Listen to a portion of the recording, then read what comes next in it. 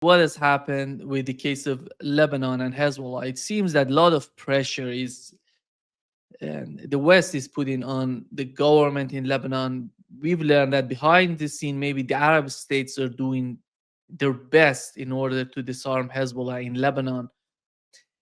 And the other day, what was amazing to hear that the government in Lebanon has decided to send the army to the southern part of Lebanon to confront Israel. What is going on in Lebanon, in your opinion, and how do you find the position of the government when it comes to disarmament of Hezbollah? Lebanon is always complicated, and now it is no different. The United States and Saudi Arabia, among others, but in their own ways, they are putting pressure on the Lebanese government to confront the resistance. And this has always been a challenge for the resistance in Lebanon.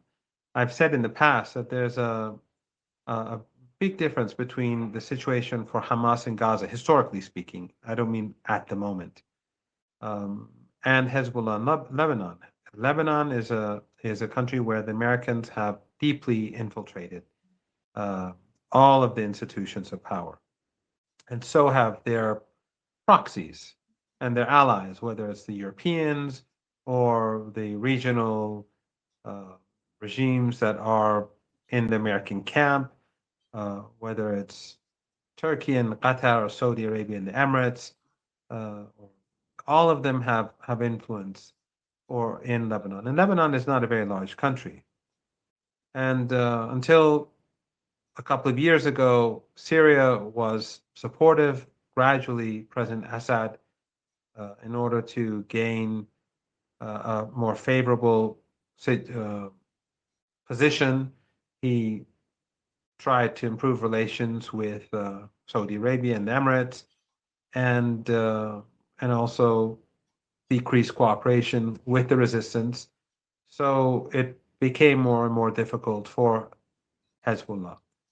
Gaza has always been different. Gaza has been surrounded and under siege for many, many years and regularly attacked, and uh, the population starved. We've always been hearing from decent people that this is the largest concentration camp in the world, and now it's the largest death camp in the world. However, Hamas has always had faithful allies, and inside Gaza, there's always been uh, unity, and Hamas has always been in control. That's not the case in Lebanon. So Hezbollah has always has a problem of being stabbed in the back, of different parties conspiring against it, parties which have a huge amount of money coming from different sources, whether the West or the Persian Gulf or elsewhere. So the pressure's always been on Hezbollah. And now, of course, the United States and the Israeli regime are pushing their hardest to end the resistance in Palestine, to finish off the Palestinian people. And the pressure that's being put on the Lebanese government uh, is being done in order to bring about the final solution, to destroy the resistance in the south, and to make the Israelis feel very comfortable with any intrusion that they would like to make in future. And of course, Syria is now in the American camp. Jolani, as we've seen, is very close to the United States. We saw his love fest with Petraeus. We've seen him constantly interact with Zionists and and allow Zionists into the country. So it is difficult for Hezbollah, but the fact that the government has sent the army to the south is partially under pressure from the public, because the Israeli regime is bombing Lebanon on a daily basis and murdering the people. Just today, they've uh, killed one person at least, or at least they destroyed a vehicle near Nabatea. I don't know if anyone was killed, but from the images that I saw, I think probably there were deaths or a death. Yesterday they murdered a couple more. The day before Every day it's a two, three, one person murdered by the regime. A couple of days ago, four or five people were murdered. So, and this is something that you're not going to hear in the Western media, even though they have journalists in Beirut and they have journalists in Tel Aviv and elsewhere, but they don't report this because they want to give the image that there is a ceasefire. There is no ceasefire. Just like in Gaza, there is no ceasefire in the West Bank. They're constantly killing people. Um, more on average since October the 7th, more than one Palestinian has been murdered a day in the West Bank. So the United States and the Israelis are pushing hard to dismantle any resistance to Greater Israel. And but the so the government in Lebanon, I think, has is in a is playing a paradoxical, or it has a sort of paradoxical stance. On the one hand, it's now, after a very long period of time, saying it will send troops to the south to protect the south because they have no justification for allowing the Israeli regime to keep striking. But on the other hand, they are under extraordinary pressure from the United States and the Israeli regime and their regional allies to confront the resistance. But the fact is that the resistance is popular. Uh, Even though there's a huge amount of money being spent in Lebanon against the resistance and led by people like Jaja, who was, one of the people who carried out the genocide in the Sabra Shatila camp in 1982, killing 3,500 people in 36, 48 hours. Um, Despite that, we saw in the local elections that the resistance won a strong majority. And therefore, it's clear that they have popular support. We saw recently they had a gathering of youth in the, in the main stadium in Beirut. 70 some 76,000, 74, 76,000 scouts gathered together. There's no doubt that Hezbollah is a very powerful force, but that's exactly the reason why the Israeli regime and the US and their regional allies want it dismantled. Do you think that the West understands the roots or you know, the power of Hezbollah? I'm not talking about militarily, but politically as well. Hezbollah is part of the Lebanese society. A majority of people in Lebanon, you know, support Hezbollah. And on the other hand, the government is not that much powerful when it comes to the attacks on Lebanon.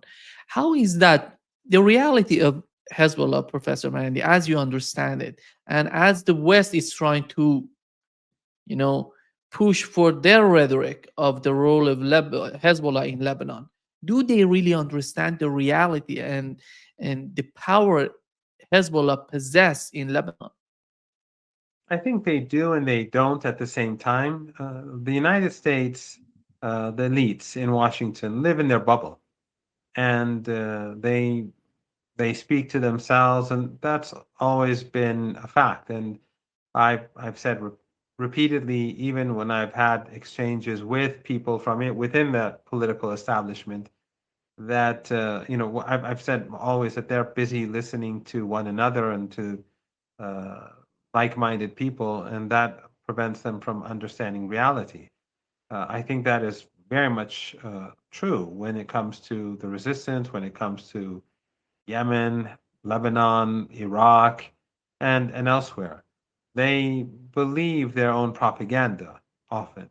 But I also believe that there are people who do recognize that things are much more complicated and complex than these Western narratives that we're constantly hearing through the Western media and through their think tanks.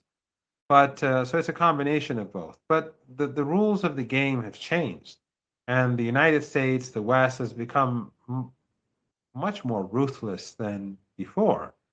In the past, there was always a facade of human rights and human dignity and freedom and human equality. That facade is gone ever since October the 7th, I think, and before that, people in Ukraine. But increasingly after October the 7th, they've just cast aside the mask. It's now a brutal and offensive and murderous campaign that is being launched against the region by these regimes.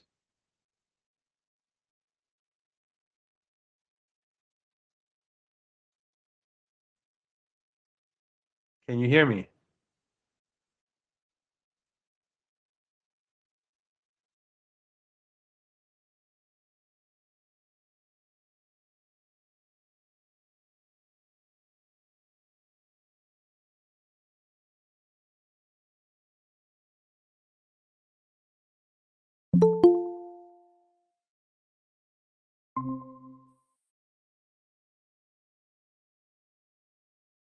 I can't hear you. Right now, how about now, Professor Marandi? Can you hear Yes, me? yes, Yeah, yes. I don't know what happened. Was it on yeah, my side? yeah. I don't know. It was you disconnected and connected again, reconnected Okay, again. Yeah, and okay. let So me. where did I get cut off?